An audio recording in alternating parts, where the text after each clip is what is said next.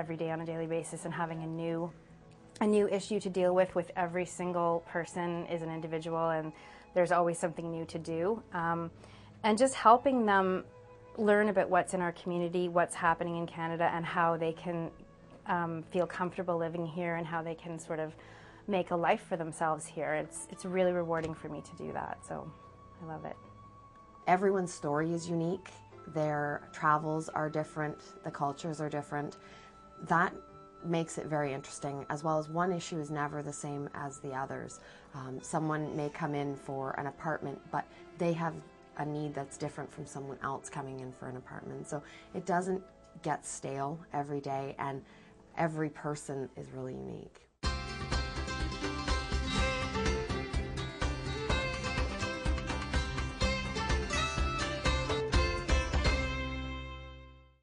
Remembering is difficult, but even more difficult if you have Alzheimer's disease, a disease that affects the brain, erases memory, and eventually takes life. The Alzheimer's Society is fighting back. It provides support, information, and funds research into finding the cause and a cure. Until then, remember this.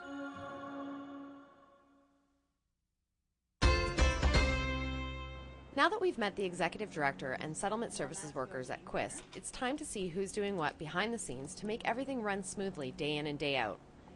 Alison McDougall's face is usually the first one you see when you walk through the doors at QUIS.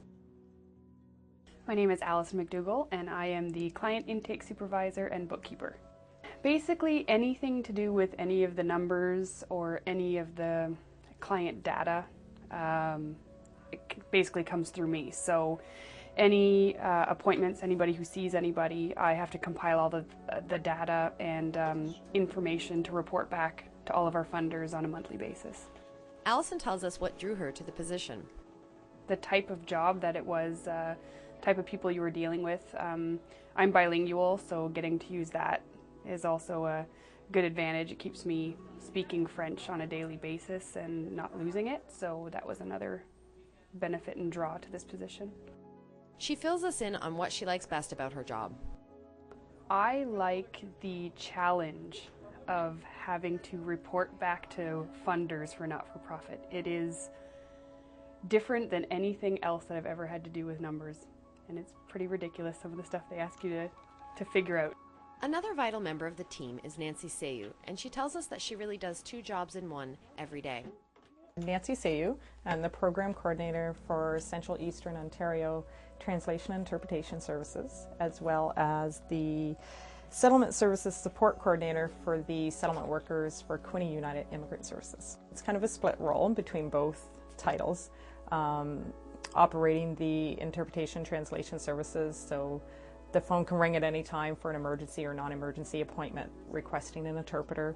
Emails are always bouncing in from sub-offices for translation requests, and then providing services for the settlement workers. So if they have a client that needs to know bus routes or they need to know different things that's going on in the community, then that's when they call me or email me and find out the information for it. I'm also the one going out into the community to all the different meetings in the area to find out information to give to the settlement workers so they can pass it along to the clients. So then that way the office can still provide services, and I'm out at the meetings getting the information they need to continue giving it to the public. So. She says there's nothing better than liking where you work and who you work with. The staff is great. For a small office, we all get along well, and it's really comfortable. It's like a second family, so it's great. You're happy to get up in the morning when your alarm goes off. You're not hitting that snooze 20 times. You're like, woohoo, it's work. So you get up, and it's not stressful. It's a really good spot to work. It's a nice environment. Everyone's warm and welcoming to the clients as well as staff, so it's a great spot.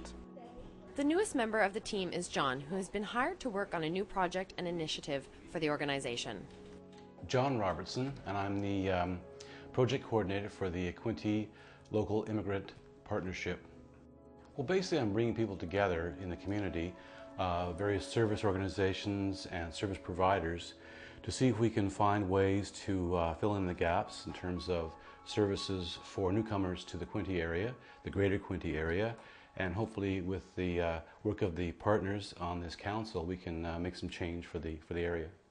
He says it's good to see so many people who are willing to help. It's nice to get into a project like this, where there are a lot of people who have a lot of concern, dedication, and that really want to bring change to the area. So that's what's nice about working here, is that we've got people that really care. John tells us what he likes best about working for Quis. The best part of my job is working with people and solving problems and creating innovations with people in terms of services or policy, or making things come together so that we can provide better services for newcomers and for everyone in the whole area.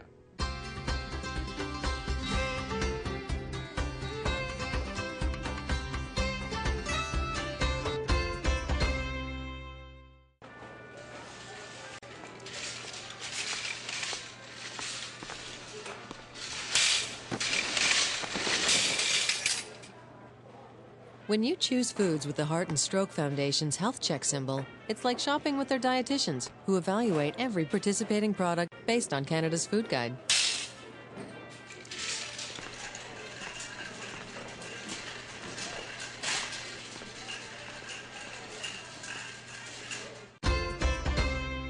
As well as all of the workers present at the office every day, there's an overseeing body that meets monthly to discuss various things about and for the organization.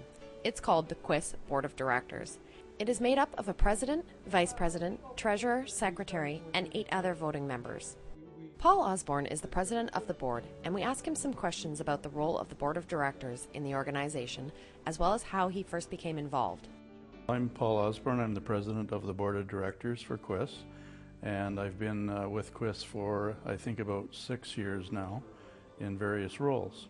I started when I was still working with the government. I started as a volunteer because I was interested in the host program, where you were matched up with a family to assist them and to help them integrate into the community.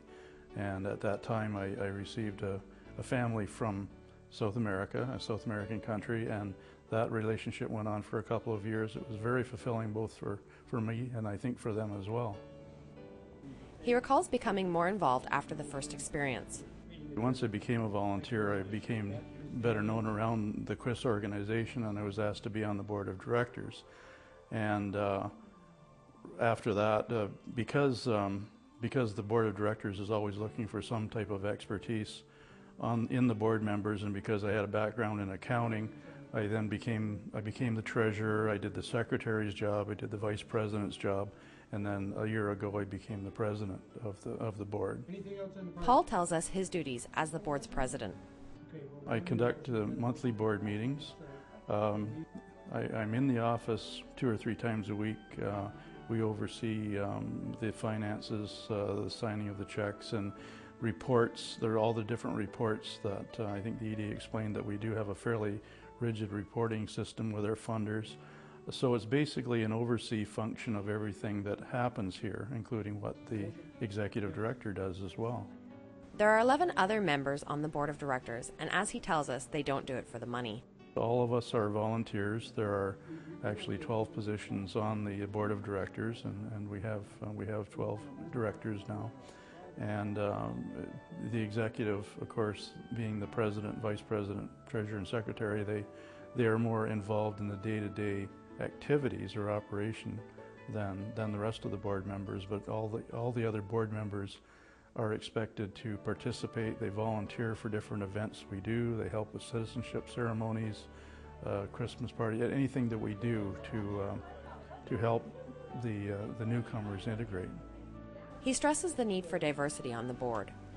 We try to have a very diverse board with diverse talents and diversity in terms of newcomers and people who are not immigrants, people who have different expertise. We have people from all different backgrounds, including a former fire chief, and we have a health inspector. We have teachers, people who are still working with the government, accountants, lawyers, that type of thing. A great example of this diversity is with fellow board member Abdi Suku. My name is Abdi Suku. I'm just a member of the board. I've been here for the last 3 years, and I just enjoy working with all the board members. I assist in in going through some of the deliberations and entering discussions. And I actually played some part in the doing the bylaws that we have actually been drafted. Abdi is an immigrant himself and tells us how he came to reside in Belleville, what he does for a living here, and what he used to do back in his home country.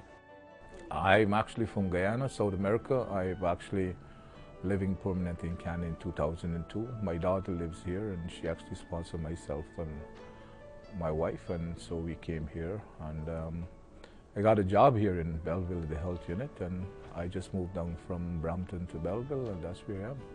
I did several things back home. I actually was part-time teaching at the university there.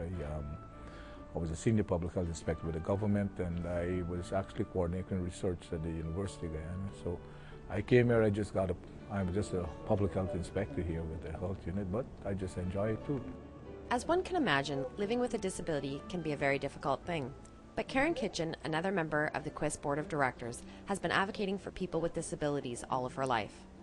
My name is Karen Kitchen, and I'm on the Quist Board of Directors. I'm trying to bring the accessibility aspect into Quist and try to help them adapt their organization and the people involved with Quist to persons with disabilities.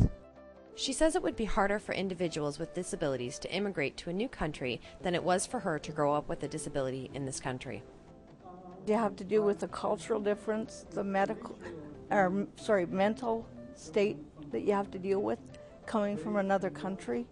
There's also physical differences, because you could be somebody who comes from, say, Africa, and they've got to do the language, the culture. Not only that, but then they have to, after they get used to that, they have to say, okay, I have a disability I have to live with every day too. So how do I function in this country with this disability? So it's 10 times harder for them than it is for me, because I've lived with it all my life. So there's two angles. It could be somebody that was born with a disability that's an immigrant, or it could be somebody who becomes disabled just before they come to the country, or right after. And then it makes it 10 times harder, because if they don't have somebody dementia with them, then you not only have to deal with the physical disability, it becomes a mental disability too, because it stresses you out, because you don't know where to go or who to talk to. After meeting all the staff and members of the Board of Directors at Quinte United Immigrant Services, we hope you'll understand the importance of this organization in our community. In closing, we asked a few of the staff, what is the most satisfying thing for them when working with newcomers? The one part of the job that I really like is to see the success level of newcomers adapting to the community. Is when I see that they get a new job, when I see that they finally are fluent in the language, when I see that from the moment they arrive they are unable to communicate, and months later they are talking perfectly well, and finding the jobs and getting the housing, and basically it's very rewarding to see that, most than everything else. When I had first started here 4 years ago, a client came and they were brand new to Canada. They had just recently landed, and I assisted them with the day-to-day tasks like getting their social insurance, their health insurance, getting settled into an apartment.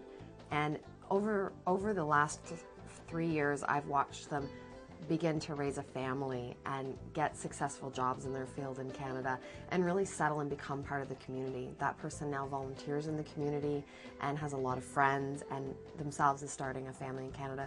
So it's really nice to see that process from start to finish.